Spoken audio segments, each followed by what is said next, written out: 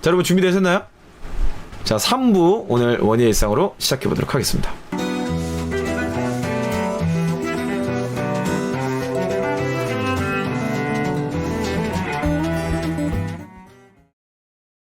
바쁜 업무 시간. 모두가 각자의 업무를 하고 있다. 그 중에 유독 열정적으로 일하고 있는 원희 씨. 원희 씨는 오늘 팀장님과 중요한 미팅을 할 예정이다. 오늘 뭔가 기분이 좋아 보이네요. 오늘 팀장님이랑 미팅을 하는데 이번에 새로 해보고 싶은 마케팅이 있어서 준비를 좀 많이 했거든요. 오, 준비는 잘 됐어요? 며칠 전부터 야근하면서 준비했는데 지금 좀 정리한 자료도 마음에 들고 좀 잘 될 것 같아요. 오늘 미팅을 위해 원희 씨는 지난달 마케팅 결과도 다각도로 분석하면서 만발의 준비를 했다. 특별히 다음 달 마케팅에 새롭게 제안해보고 싶은 게 있어 의욕이 넘친다. 이번 미팅을 잘 진행해서 새로운 것에 도전하고 성과를 내고 싶은 원희 씨다. 그래서 지난달 DA 결과를 토대로 이제 연령별 구매 고객을 이제 정리해봤을 때 이제 10대가 28%, 그다음에 20대가 47%, 그리고 30대가 16%. 그래서 결과가 뭐라고? 뭐 어떻게 해야 되는 거야? 네, 여기 이렇게 뭐 보라고 뭐? 여기 아, 여기 보시면 이제 10대랑 30대. 아니 근데 이거 내가 꼭 봐야 되는 거야? 피곤해가지고 집중이 안 되네. 내가 오늘 바빠고 꼭 내가 계속 보고 받아야 되는 건가 이거? 이제 다음 달 신제품을 알겠어, 일단 알겠고. 그래, 수고했어, 가봐. 미팅은 끝났지만 마음처럼 되지 않아 원희 씨는 답답하다.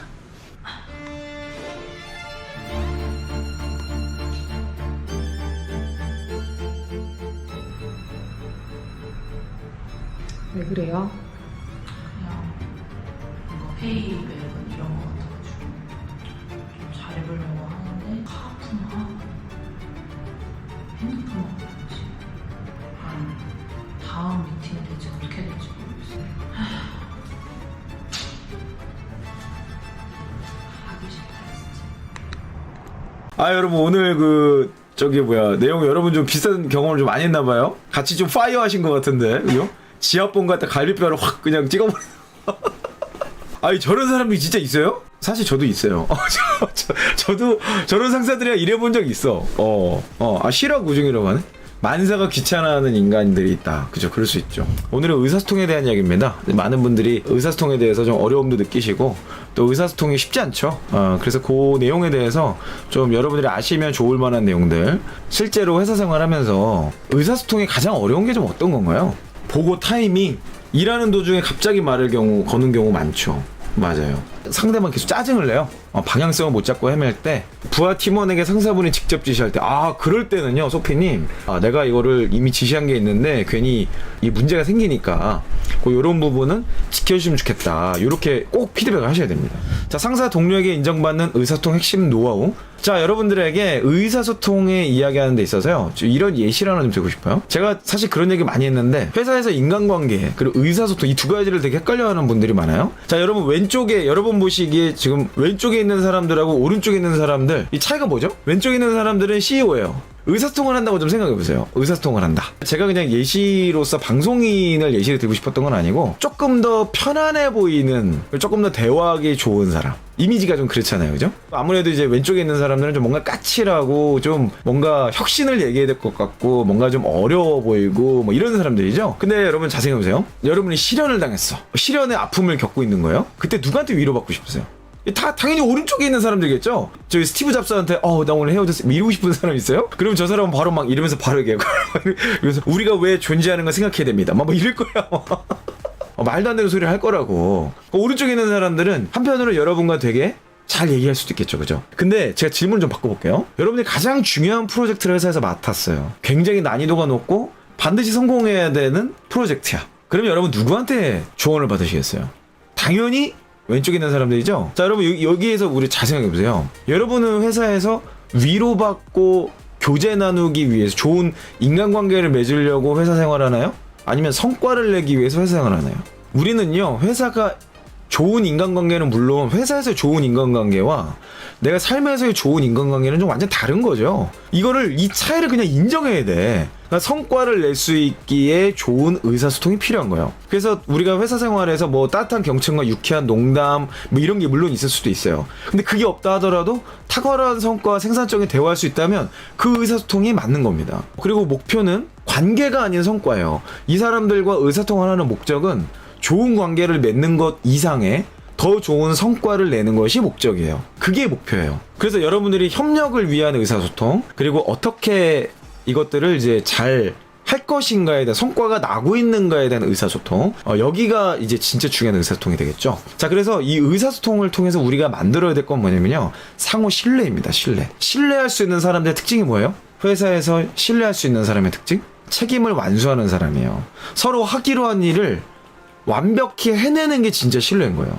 그러니까 일을 하기로 해놓고 막 제대로 하지도 않고 그 일 때문에 막 문제 생기고 성과도 안 나오고 저 사람과 함께 일했을 때 항상 안 좋은 결과가 있었어. 그러면 그에 신뢰할 수 있겠어요?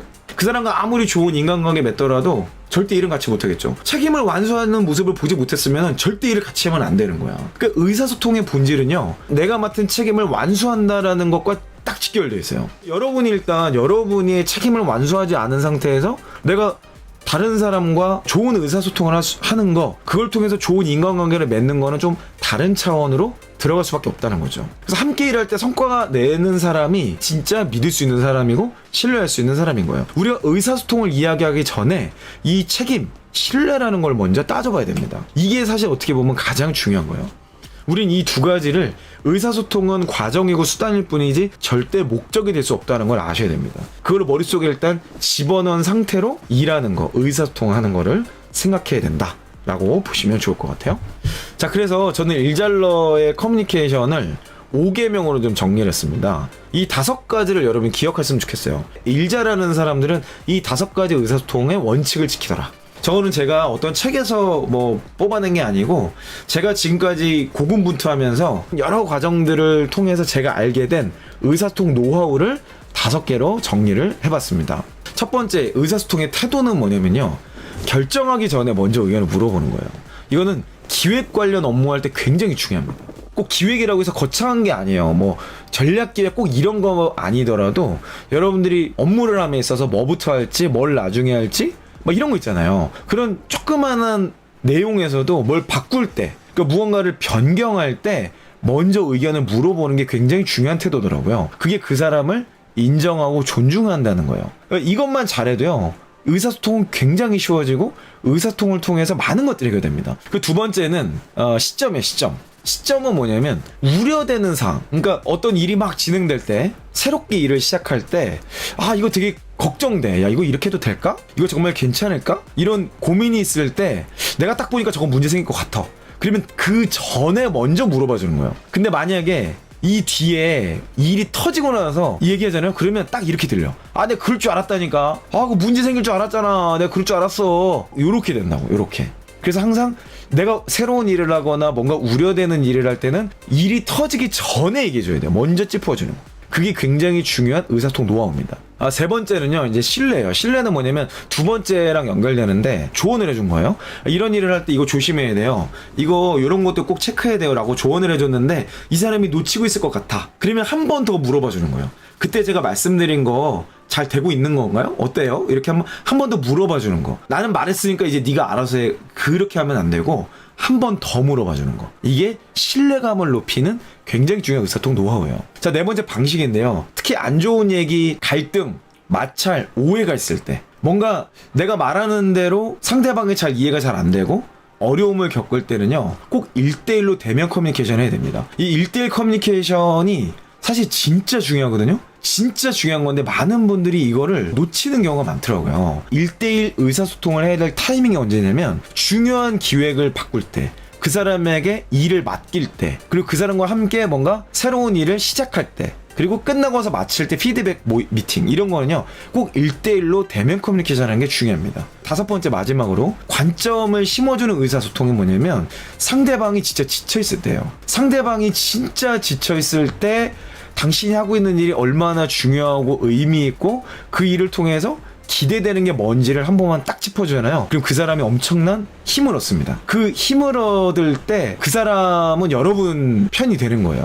그 지쳐있을 때 함께 해주는 게 진짜 크거든요.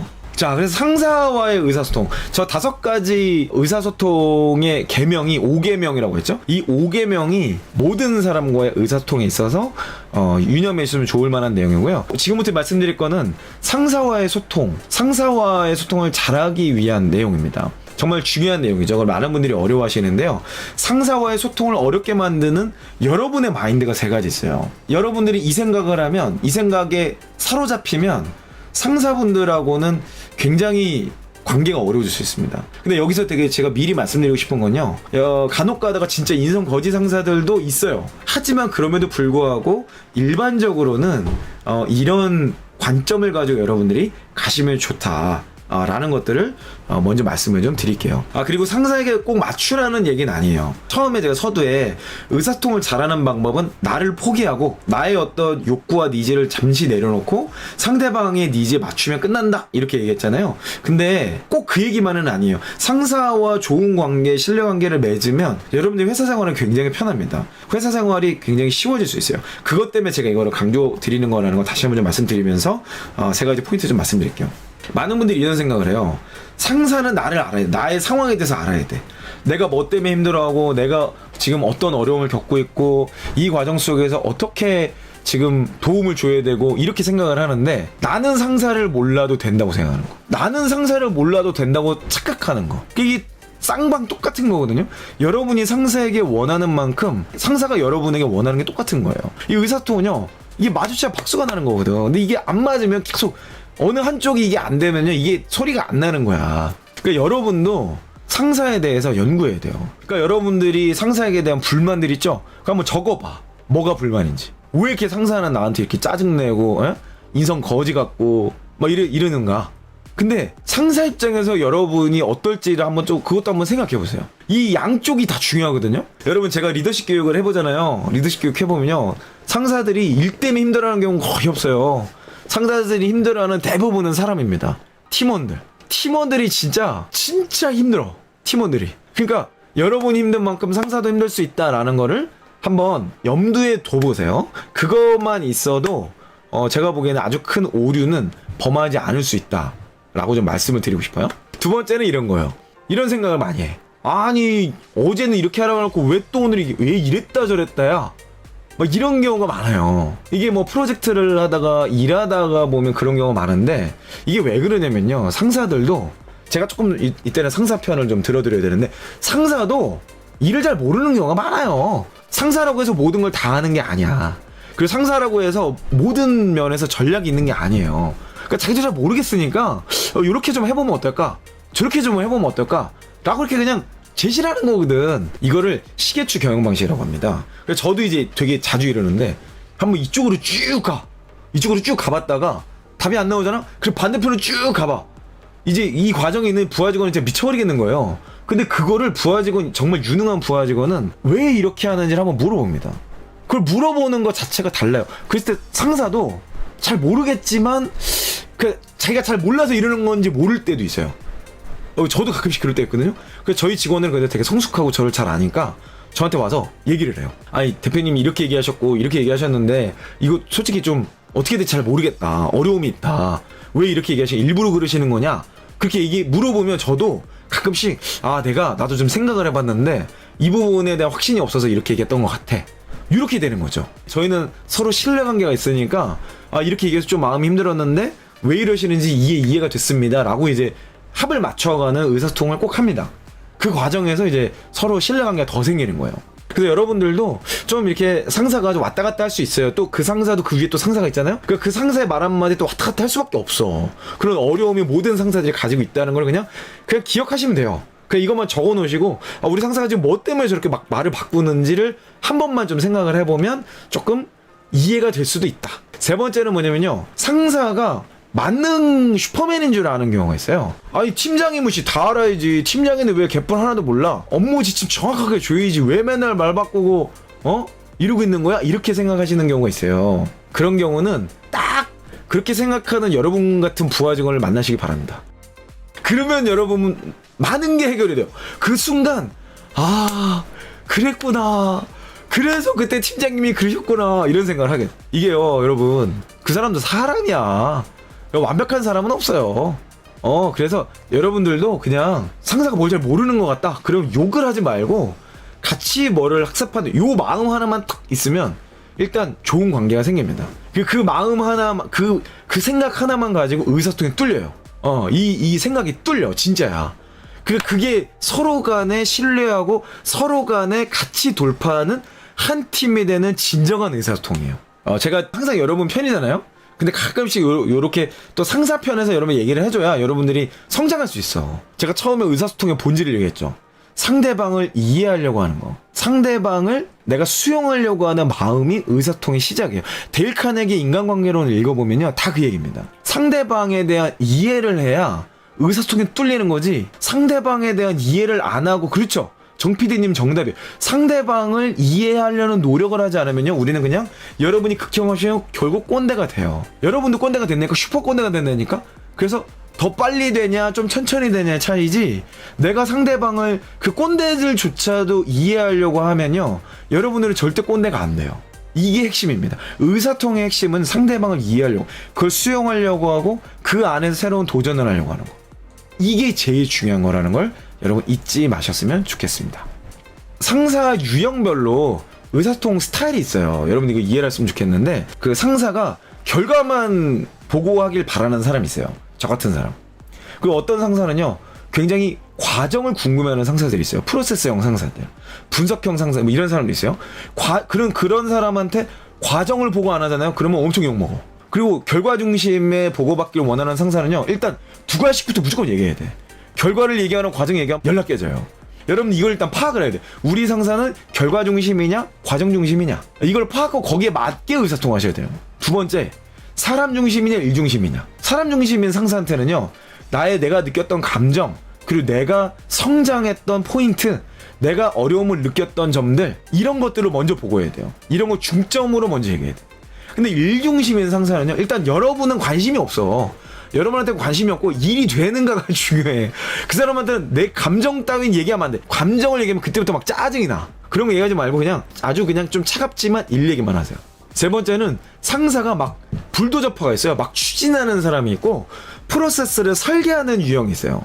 그럴 때는 상사한테는 이걸 추진하기 위해서는 얘를 해결해야 되고 이걸 해결하면 그 다음에 이걸 해결해야 되고 이런 과제 중심으로 보고를 해야 돼요. 의사소통은 그렇게 해야 돼요. 근데 프로세스 형한테는 문제 중심으로 얘기를 해야 돼요. 문제 중심으로. 그래서 이 프로세스가 없다 보니 이런 문제가 생기네요. 이 프로세스가 없다 보니 이런 어려움이 있네요. 이렇게 보고하면 상사는요 굉장히 공감하면서 여러분을 도와줄 거예요. 여러분을 지지하고 도와준다는 얘기죠. 이 상사의 유형을 캐치하고 거기에 맞는 정보의 내용을 접목시키는 게 의사소통의 본질이다. 자, 그럼 마지막으로 상사가 읽는 유형인지 듣는 유형인지를 또 분석해야 돼요. 상사가 맨날 말로 하면 막 짜증내. 아까 그 영설인 부장님처럼 보고 들으려고 하지도 않고 막 싫어해. 그런 사람한테는 그 읽는 사람 보고서로 원페이지로 정리해서 먼저 메일을 보내는 거예요. 또는 종이를 먼저 들이밀고 그 다음에 보고를 하는 거죠. 근데 듣는 사람한테는요 미주알 고주알 가서 막 얘기를 해야 돼. 미주알 고주알. 근데 듣는 상사한테 보고서 원페이지 딱 내잖아요. 그러면 절대 안 읽고 옵니다. 절대 안 읽고 와가지고 막 엄청 짜증내요. 그러니까 그런 사람한테 그냥 미주알 고주알. 그러니까 듣는 사람이 상사다. 그러면 밥 먹을 때도 보고하고 뭐 커피 마시러 가면서 보고하고 이런저런 얘기하면서 보고하고 이게 의사소통의 핵심이에요. 조직 내에서 의사소통하는 건요 이 상대방이 어떤 유형인지를 캐치하고 거기에 맞는 내용들로 내가 정보에 전달하는 방법 또 형태 이런 것들을 정리해서 거기에 맞게 탁 끼워 넣으면 여러분이 원하는 의사소통이 정리가 잘 될 것이다 라는 거를 오늘 말씀을 드리면서 또 궁금하셨거나 또 도움되셨던 부분들 댓글로도 좀 달아주시면 저희가 앞으로도 영상을 준비할 때 굉장히 힘을 가지고 여러분들에게 제안을 드릴 수 있을 것 같습니다. 여러분 너무 고생 많으셨고 저는 다음 영상에서 또 다음 스트리밍 때 여러분 뵙도록 하겠습니다.